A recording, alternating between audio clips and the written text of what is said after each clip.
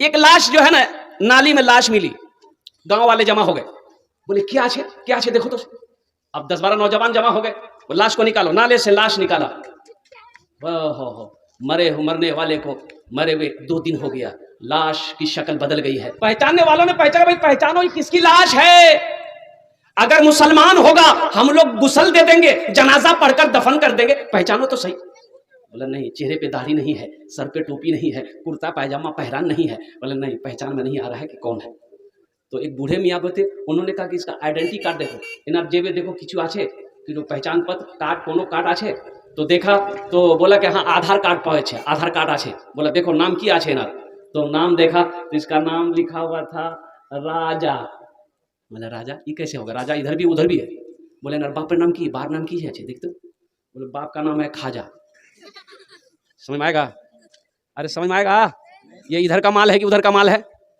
तो वो लोग परेशान हो गए कि भाई कैसे क्या होगा, समझे में नहीं आ रहा है कि ये मुसलमान है कि नहीं है, ये इधर का है कि उधर का है। हम लोग परेशान हो गए कैसे क्या होगा। तो एक बूढ़े मियाँ बोले कि परेशान मत हो, टेंशन मत लो, ये एक रास्ता है, उससे एकदम फाइनल हो जाएगा कि ये इधर का है कि उधर का। अब रास्ता किया छे आमी बोलबो ना, अपना बुझते पारे। अच्छे नौजवानों, मेरे बच्चों, क्या तुम चाहते हो कि हमारी मौत कहीं हो जाए तो हमारी पहचान लोग हमारे लिबास को खोल कर देखे कि मुसलमान है कि नहीं है? अफसोस है। अरे मुसलमान की शान तो वो है कि मुसलमान जिस गली से गुजर जाए उसकी खुशबू बता देगा कि इधर से कोई मुसलमान गुजरा। मुसलमान की ये शान होनी चाहिए, मोमिन की ये शान होनी चाहिए। इसलिए नौजवानों अपनी जिंदगी को बदलो। सिर्फ जुमा मत पढ़ो, 5 वक्त की नमाज है, 5 वक्त की नमाज पढ़ो। आज हमारी मस्जिदें खाली है। अभी फिलिस्तीन में जो जंगें हो रही है, अल्लाह पाक की बारगाह में दुआ करो, मौला हमारे फिलिस्तीनी भाइयों को ए अल्लाह कामयाबी व कामरानी अता फरमा दे। आमीन बोले अल्हम्दुलिल्लाह। इसलिए कुर्बान जाओ, ईमान देखना है, उन लोगों की ईमान देखो। ईमान उसे कहते हैं। लाश, शोहर के लाश पड़ी है, एक हमारी बहन शोहर की लाश पड़ी है, गोद में बच्चे की लाश पड़ी है, फिर भी कह रही है अहद अहद, नारे तकबीर अल्लाहु अकबर की नारा लगा रही है और कह रही है कि मौला तू जिसमें राजी है, तेरी बंदी उसमें राजी है। यह है ईमान। एक आदमी दिल्ली से आ रहा था, सीमांचल पकड़ना था। अच्छा सीमांचल जाने ना अपना ट्रेन अच्छे ना, सीमांचल पकड़ना था, उसको बिहार आना था, कटिहार का आदमी था। टिकट नहीं था, सोचा काउंटर में जाएंगे, टिकट लेंगे, ट्रेन में बैठ जाएंगे। जब काउंटर में आया दिल्ली का तो देखा कि इतनी भीड़ है कि टिकट के चक्कर में रहेंगे, ट्रेनें छूट जाएगी। टिकट नहीं बोला कि वो टीटी आएगा ना ट्रेन में समझ लेंगे। आदमी बड़ा चालाक था, होशियार आदमी था, बड़ा चतुर आदमी था। टिकट कटाया, अरे बोलो ना, बगैर टिकट का वो ट्रेन में चढ़ गया, ट्रेन खुल गई। कुछ देर के बाद देखा टीटी आ रहा है, बोला अच्छा आओ। बैग खोला, चादर निकाला, ट्रेन में बिछाया, नियत बहाना अल्लाहु अकबर। टीटी आके बगल में खड़ा हो गया कि सलाम फेरेगा, टिकट ले। ये टीटी को कनखी से देख लिया कि टीटी खड़ा, सलाम फेरा, फिर नियत बांध लिया अल्लाहु अकबर। टीटी को ये मौके नहीं देता था बोलने। टीटी भी बड़ा जिद्दी था, पलथी मार के बैठ गया। टीटी बोला कि हमको पता चल गया तुम्हारे पास टिकट नहीं है, लेकिन तुम हमको पहचानते नहीं हो, हम बहुत जिद्दी टीटी है, जब तक टिकट नहीं लेंगे हिलेंगे नहीं हो। पढ़ो कितना नमाज पढ़ते हो तुम। ये भी बिहार का था, दिले दिल सोचा कि तुम भागोगे कैसे, हमको पता ना है। सलाम फेर कर ये नौजवान खड़ा हुआ, जोर से बोला नियत करता हूं मैं 200 रकात नमाज की, दिल्ली से लेकर पटना तक। अल्लाह अकबर। टीटी भाग गया, बोला नमाज तुम पढ़ते रहो, टिकट नहीं लेंगे। टिकट माफ है। अल्लाह हमारे बच्चों को, नौजवानों को पक्का सच्चा नमाजी बना दे। ये मस्जिद का जलसा है, मस्जिद को आबाद करो, अल्लाह तेरे घर को आबाद करेगा। मस्जिद को आबाद करो, अल्लाह तेरी जिंदगी को आबाद करेगा। नौजवानों मुसलमान हो, और जिस मुसलमान की जिंदगी में नमाज जैसा अमल ना हो फिर उसकी जिंदगी बेकार है। इसलिए नौजवानों नमाज पढ़ो, इससे कब्ल कि तुम्हारी नमाज पढ़ी जाए। नमाज पढ़ो, नमाज पढ़ो इससे पहले कि तुम्हारी नमाज पढ़ी जाए।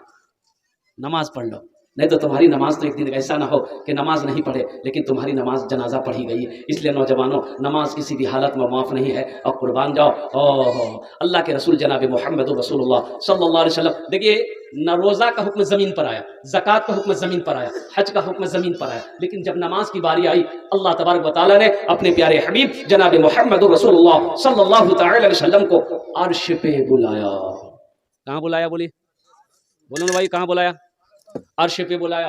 सुब्हानल्लज़ी अस्रा बिअब्दिही लैलम मिनल मस्जिदिल हराम इलल मस्जिदिल अक़सा अल्लज़ी बारकना हौलहू लिनुरियहू मिन आयातिना इन्नहु हुवस्समीउल बसीर। कुर्बान जाइए, मस्जिद हराम से लेके मस्जिद अक़सा, यही मस्जिद अक़सा फिलिस्तीन में है। ये मस्जिद अक़सा फिलिस्तीन में। अरे जिस मस्जिद का तज़किरा कुरान कर रहा हो, जिस मस्जिद का जिक्र कुरान कर रहा हो, भला हम उसे कैसे छोड़ सकते हैं? हम उससे कैसे फरामोश कर सकते हैं? तो कुर्बान जाओ, सारी बातें हो गई। जब लौटने लगे, अल्लाह ने कहा मेरे हबीब, मेरे महबूब, तोहफा लेते जाइए। कहा कि अल्लाह क्या तोहफा? बोले 50 वक्त की नमाज। अल्लाह के रसूल सल्लल्लाहु अलैहि वसल्लम लेकर चले। छठे आसमान में मूसा अलैहिस्सलाम से मुलाकात हो गई। तो मूसा अलैहिस्सलाम ने कहा कि या रसूल अल्लाह क्या मिला? बोले 50 वक्त की नमाज। बोला हाँ, जाइए अल्लाह के पास कम कराइए। मेरी उम्मत के ऊपर में 2 वक्त की नमाज फर्ज थी, बनी इसराइल के ऊपर में 2 वक्त की नमाज फर्ज थी, फजर और असर। तो मूसा अलैहिस्सलाम ने कहा मेरी उम्मत ये 2 वक्त की नमाज नहीं पढ़ पाती थी, ये तो 50 वक्त की नमाज है, कम करवाइए अल्लाह से। गए, या अल्लाह नमाज कुछ कम हो जाती। अच्छा मेरे महबूब, 5 वक्त की नमाज मैंने कम कर दिया। चले, कितनी रह गई भाई? मूसा अलैहिस्सलाम ने कहा कितनी कम हुई? बोले 5। बोला फिर जाइए, फिर गए, फिर 5 कम हो गई। कितनी रह गई? 9 बार गए, 9 पचे। तो मूसा अलैहिस्सलाम ने कहा कि या रसूल अल्लाह कितनी कम हुई? बोले कि 45 कम हो गई। बोले कितनी रह गई? बोले 5 रह गई। बोले 1 बार और जाइए। अच्छा, जो लोग नमाज नहीं पढ़ते वो सोचते होंगे आहा 1 बार और चले जाते तो झमेले खत्म था। नौजवानों, अल्लाह के रसूल सल्लल्लाहु अलैहि वसल्लम ने इरशाद फरमाया, नहीं मूसा, मुझे अब नमाज कम कराने के लिए अल्लाह के पास नहीं जाना है, मुझे शर्म आती है, मैं भी पढ़ूंगा, मेरी उम्मत भी पढ़ेगी। अल्लाह ने इस गुफ्तगू को सुना, मेरे अल्लाह ने ऐलान किया, मेरे महबूब मेरा वादा पक्का वादा है, मेरा ऐलान पक्का है। मेरे महबूब, मैंने आपको 50 वक्त की नमाज दी थी, मैंने कम करके वो 5 वक्त की नमाज रह गई है। आपकी उम्मत, मेरा जो भी बंदा 5 वक्त की नमाज पढ़ेगा, मैं उसे 50 वक्त नमाज पढ़ने का सबब अता करूंगा। 5 वक्त की नमाज पढ़ेंगे, अल्लाह तबारक व तआला 50 वक्त नमाज पढ़ने का सबब अता फरमाएगा। इसलिए मेरे बच्चों, मेरे नौजवानों, हमारी जितनी भी माँ बहनें आई हैं, अल्लाह अकबर कबीरा, कभी नमाज को कज़ा ना करना, नमाज को कभी ना छोड़ना, ये छोड़ने वाला अमल नहीं है। एक मस्जिद के बगल में एक आदमी का घर था। इमाम साहब ने कहा कि भाई, वो भैंस पालता था। बोले कहले तुम भैंसे चराएगा कि नमाजों पढ़ेगा? बोला हजरत आप तो जानते हैं ना, 25-30 भैंसे हैं मेरे पास, हमको टाइम है, टाइम नहीं हम। तो इमाम साहब ने कहा कि सुन, नमाज पढ़ेगा ना, ये तेरी भैंस जो दूध देती ना, अल्लाह दूध को बढ़ा देगा। बोला की बोल जी? बोला अभी भालो बोल जी, अल्लाह दूध बढ़ा देगा। बोला कि जब दूध बढ़ाएगा तो हम कल से नमाज पढ़ेंगे। जब दूध बढ़ जाएगा नमाज कहाँ पढ़ेंगे? बोला आ जा कल से।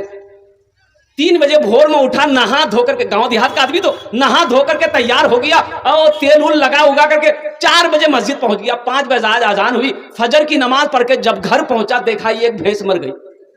बोला अल्लाह, ये देखिए ये तो भैंस मर गई। दौड़ा दौड़ा मस्जिद गया, इमाम साहब के पास। बोला इमाम साहब गजब हो गया। बोला क्या हुआ? बोला अभी आपके पीछे नमाज पढ़कर घर गए हैं, ये एक भैंस मर गई। तो इमाम साहब बोले कि अल्लाह तुम्हारा इम्तिहान ले रहा है। कहा तुम डर गए? बोला नहीं डरे नहीं है। बोला जो घर, जो घर आ गया, जोहर की अजान हुई, बड़ा डरते डरते मस्जिद पहुंचा कि कहीं दूसरी ना चली जाए। और जैसे ही जोहर की नमाज पढ़कर वो बेचारा जब घर पहुंचा, इत्तफाकन कहिए दूसरी भैंस मर गई। ये सर पकड़ के वहीं बैठ गया, सोचने लगा कि 5 वक्त की नमाज है, 5 भैंस मेरी चली जाएगी। एक भैंस का बच्चा चिल्ला रहा था। अच्छा, भैंस के बच्चा क्या बोलते हैं हम लोग? की बोले ना अपना